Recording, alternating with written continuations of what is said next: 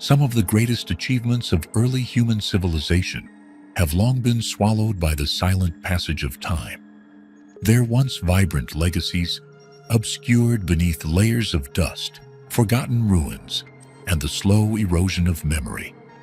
And yet, among all the cultural treasures that have vanished into the abyss of history, few evoke as much sorrow and speculative wonder as the great Library of Alexandria, a place whose very name stirs visions of candlelit halls, towering scroll-laden shelves, and an ancient sanctuary where the wisdom of ages once pulsed with life and possibility.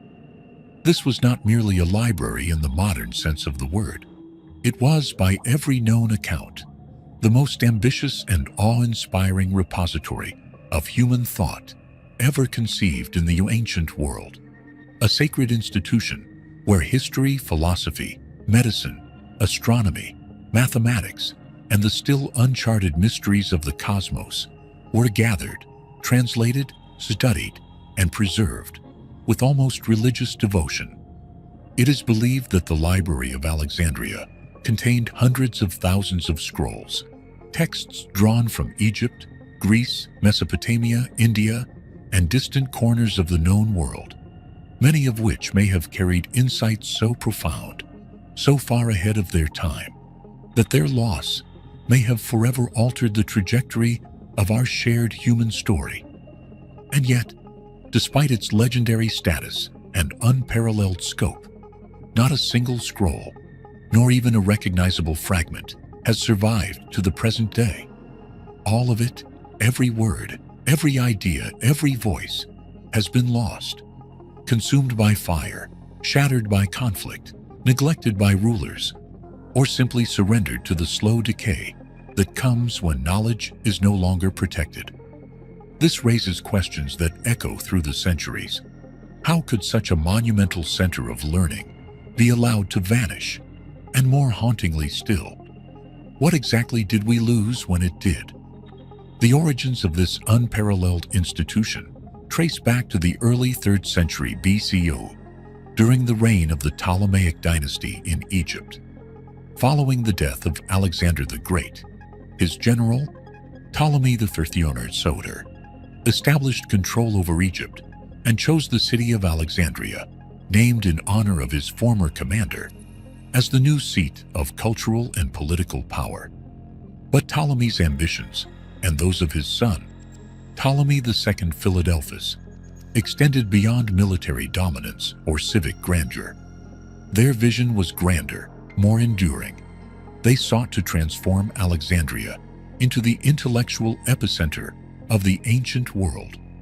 To achieve this, they founded the Museion, a grand academic sanctuary that would later inspire the modern concept of the museum. And at its heart stood the crown jewel, the great Library of Alexandria. It became a beacon that drew the brightest minds from across the ancient world. Poets, philosophers, physicians, mathematicians, astronomers, and scholars of every discipline were welcomed with open arms and open minds.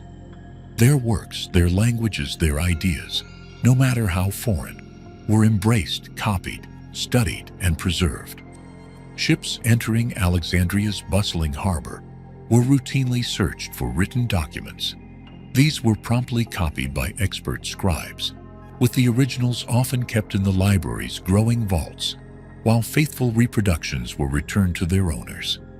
In a relentless pursuit of knowledge, royal envoys were dispatched across continents to acquire rare texts, purchase entire private collections, and translate obscure works into Greek so that they could be studied and shared. Within its walls, the library is believed to have housed works of unimaginable value. The lost treatises of Aristotle, the teachings of Pythagoras, ancient Egyptian manuals on medicine, Mesopotamian star charts, and perhaps even writings from cultures that modern historians have never identified. Voices now silenced by time, their stories buried beneath forgotten centuries.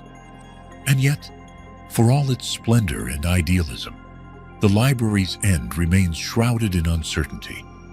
There is no singular definitive account of its destruction. Instead, history offers us only fragments, conflicting narratives that paint a mosaic of possible ends, none of which can be confirmed with certainty. One of the earliest and most enduring theories holds that Julius Caesar, during his campaign in Egypt in 48 BCE, inadvertently set the first spark of its destruction. Trapped in Alexandria and under siege by forces loyal to Ptolemy XIII, Caesar ordered the burning of ships in the harbor to prevent their use by the enemy. According to several ancient sources, the flames spread from the docks into the city, consuming nearby warehouses where scrolls were stored, perhaps even portions of the library itself, though some historians suggest only peripheral storage buildings were affected, and not the core structure within the Mausoleum. The possibility remains that this was the beginning of the library's long, drawn-out demise. Centuries later, during the violent struggles of the 3rd century CE, Emperor Aurelian waged a fierce campaign to reclaim Alexandria from the control of Queen Zenobia of Palmyra. Amid the urban warfare and widespread destruction, many parts of the city were reduced to rubble. It is believed by some that the Mausoleum, and with it any surviving portions of the library, may have perished during this turbulent era. Yet, as with so much of this story, definitive proof remains elusive. Another theory suggests that in the late 4th century, during a period of religious upheaval, the Christian bishop Theophilus spearheaded a campaign to eliminate pagan institutions. One of the casualties may have been the Serapeum, a majestic temple dedicated to the Greco-Egyptian god Serapis, which some accounts claim had come to house what remained of the library's collection. If true, then it is possible that what fragile remnants still endured were reduced to ash under the weight of dogma and fear. And finally, we come to the most controversial and often contested theory of all, that in 642 CE, during the Muslim conquest of Egypt, the library was destroyed by order of Caliph Umar. According to a later and widely debated account, when the victorious general Amr ibn al-As inquired about what to do with the library's scrolls, the caliph allegedly decreed that if the writings agreed with the Quran, they were redundant, and if they contradicted it, they were dangerous. In either case, he is said to have ordered them burned, with the scrolls supposedly fueling Alexandria's bathhouses for months. But this tale, recorded centuries after the event and viewed with deep skepticism by modern historians, may say more about later political narratives than it does about historical fact. In the end, the most painful wound may not lie in the fire or the sword, but in the absence, in the silence left behind. We do not know exactly what was lost, and perhaps we never will. Did the Library of Alexandria contain advanced astronomical theories that might have reshaped our understanding of the cosmos centuries before Galileo ever looked skyward? Did it hold the blueprints of forgotten technologies, records of long-lost civilizations, or medical knowledge that might have altered the fate of millions? Did it preserve insights into the human spirit, our myths, our beliefs, our early philosophies, that might have helped us better understand who we truly are? We know that towering intellects once passed through its halls, men like Archimedes, Eratosthenes, and Hipparchus. We know that Eratosthenes, using only basic tools and the shadows cast by the midday sun, calculated the circumference of the Earth with astonishing accuracy over 2,000 years ago. One can only wonder what other marvels were written down, studied, and perhaps even forgotten within those walls. Some scholars suggest that although the central collection was destroyed, many texts had already found new homes in other libraries, or had been passed from hand to hand across generations. That the influence of the Library of Alexandria continued to ripple outward like waves in a vast ocean long after the physical structure was gone. In this view, its destruction was more symbolic than total. A tragedy, yes, but not a complete annihilation. And yet, there remains something uniquely unsettling about the idea that an entire archive of ancient wisdom, a vast cathedral of knowledge built over generations, could vanish so completely, leaving behind only questions, legends, and longing. The fall of the Library of Alexandria stands as one of the most profound what-ifs in human history. What if it had endured? What if those precious scrolls had survived to guide us through the long shadows of the Middle Ages? What kind of world might we be living in now? We may never know. And therein lies the deeper tragedy, not only the loss of parchment and ink, but the loss of potential, of progress, of possibilities that now exist only in our imaginations. And so, the library lives on, not in its marble halls or candlelit corridors, but in the hearts of all who believe that knowledge is sacred, that memory must be preserved, and that the search for truth must never cease. The search for lost wisdom continues. The truth about our distant past is often cloaked in shadows, fragmented histories, civilizations that rose to dazzling heights, only to vanish mysteriously, leaving behind mere whispers of their former existence. Few legends embody this enigmatic allure more vividly than the elusive tale of Aztlan, the fabled ancestral homeland of the Aztecs, a city of such profound significance, yet one that has remained tantalizingly out of reach, never confirmed by archaeological discovery. Aztlan has long been described as a place shrouded in myth, an origin story gently passed through countless generations. Aztec ancestors recounted tales of a prosperous city, gracefully encircled by water, a place of purity and abundance. From this idyllic homeland, they began their epic migration southward, eventually founding the mighty city of Tenochtitlan, now resting beneath the bustling streets of modern-day Mexico City. The name Aztlan itself translates poetically as Place of the Herons, or Land of Whiteness, though its true meaning, like its exact location, remains steeped in ambiguity and endless scholarly debate. But what makes the legend of Aztlan uniquely captivating is the persistent belief that it was not merely allegory, but a physical place, a tangible city waiting silently to be rediscovered beneath the passage of centuries. Historians, archaeologists, and adventurers alike have tirelessly speculated about its whereabouts, their theories scattered across the map like stardust. Some envision Aztlan in northern Mexico, or even stretching into the American Southwest, near the tranquil waters of the Colorado River, or the stark beauty of the Great Salt Lake. Others imagine it nestled among islands in the Gulf of California, or submerged beneath the turquoise waves of the Caribbean Sea. Yet despite these compelling theories, no definitive trace, no ruins or artifacts, has ever conclusively been tied to Aztlan. Among the most intriguing hypotheses is the suggestion that this legendary homeland lay hidden in the rugged landscape of western Mexico, an area once flourishing with impressive ancient cities. Researchers frequently turn their gaze toward the ruins of La Quemada, a mysterious fortress-like site in the state of Zacatecas. Its formidable walls and massive stone structures unlike anything else found in the region. Could this isolated city, with its enigmatic fortifications, represent the last physical remnant of Aztlan, left behind as the Aztecs ventured southward? Yet even this tantalizing connection remains speculative, without clear archaeological confirmation.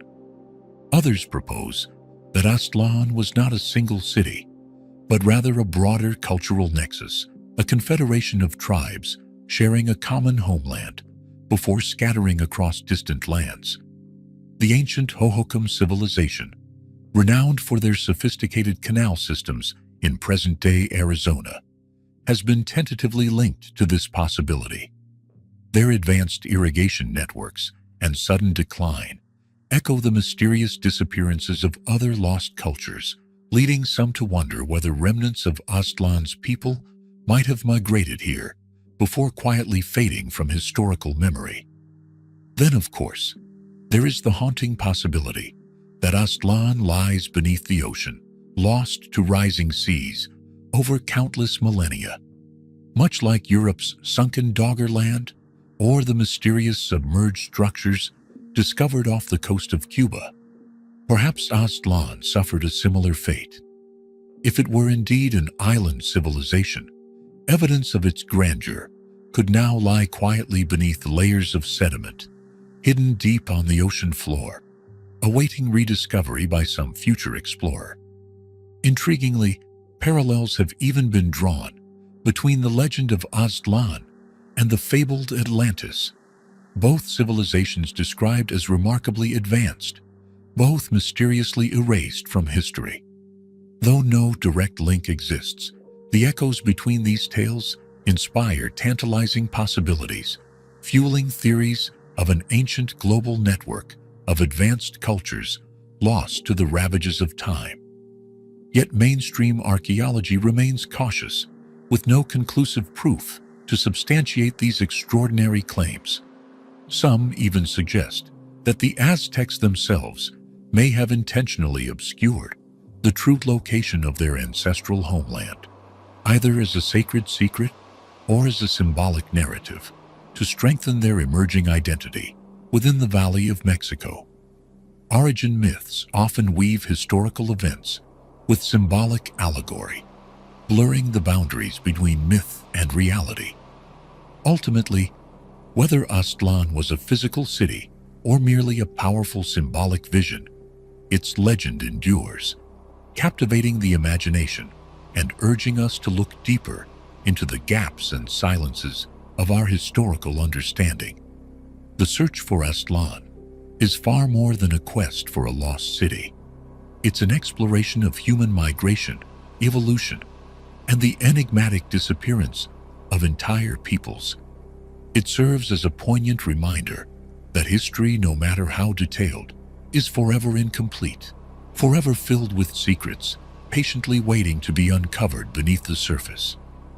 And as we gaze into the quiet darkness tonight, contemplating the profound mysteries of Aztlan, we are gently reminded that some of the greatest marvels of our ancient past still await discovery, hidden quietly in the endless embrace of time. Some wonders of our ancient world remain hidden beneath oceans or obscured by dense jungles, but others stand proudly in plain sight, astonishingly visible, yet profoundly mysterious. Among these extraordinary relics, few capture the imagination, quite like the enigmatic Kailasa temple in India, an architectural masterpiece whose very existence challenges our deepest understanding of what ancient civilizations could achieve. Located within the breathtaking Ellora caves in Maharashtra, India, the Kailasa temple initially appears to be just another grand spiritual monument among many scattered throughout the region. But as one moves closer, the realization sets in. This temple is profoundly different. It was not built in the conventional sense. It wasn't carefully assembled stone by stone, like the majestic pyramids of Egypt or the intricate temples found elsewhere in India. Instead, it was meticulously carved from a single massive mountain of basalt rock. The scale of this undertaking alone is nearly incomprehensible. To craft the Kailasa temple, ancient builders had to remove approximately 200,000 tons of solid rock, sculpting downward, layer by painstaking layer, directly from the mountain's summit to its base, a method known as vertical excavation. This approach, rarely seen in ancient architecture, defies explanation. Unlike traditional construction methods involving scaffolding, bricks, and centuries of patient labor, Kailasa emerged gradually as the mountain itself was carefully cut away around it, revealing an astonishingly precise and detailed structure hidden within the earth. Yet despite the clarity of its existence, the temple's origins remain shrouded in mystery. Most scholars date its creation to the reign of King Krishna I of the Rashtrakuta dynasty during the 8th century CE, attributing its dedication to Lord Shiva, the supreme deity in Hinduism. The temple symbolizes Mount Kailash, Shiva's legendary and eternal abode.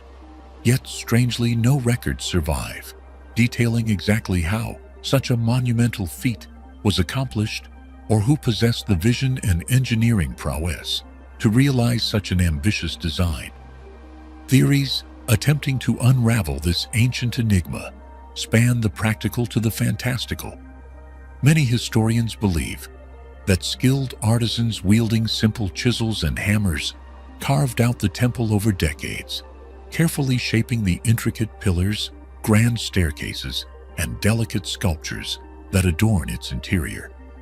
Yet skeptics rightly question how thousands of tons of rock could have been removed daily if, as some theories suggest, the temple was constructed within merely 18 to 20 years, a task seemingly impossible given the rudimentary tools of the era.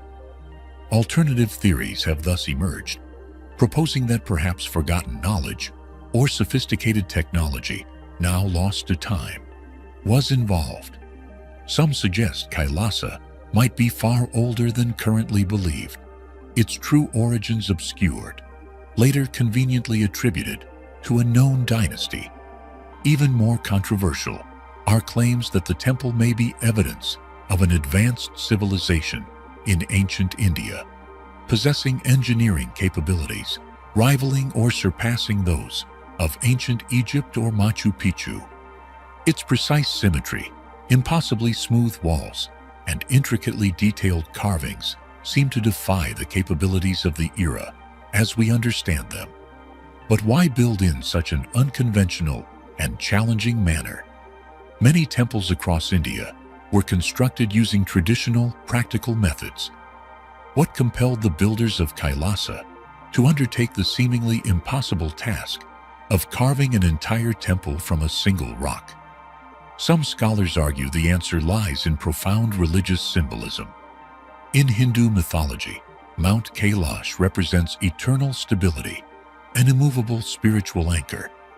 By carving the temple directly from a mountain, the builders sought perhaps to immortalize their devotion, creating an earthly manifestation of the divine, enduring beyond the bounds of time itself. Interestingly, Kailasa is not entirely alone in its form of rock-cut architecture. The Ellora Caves host over 100 temples, caves, and monasteries, spanning multiple religious traditions, Hinduism, Buddhism, and Jainism, each thousands of years old. Yet none approach Kailasa's sheer magnitude, complexity, or ambition. Despite its undeniable grandeur, Kailasa remains one of India's greatest historical enigmas.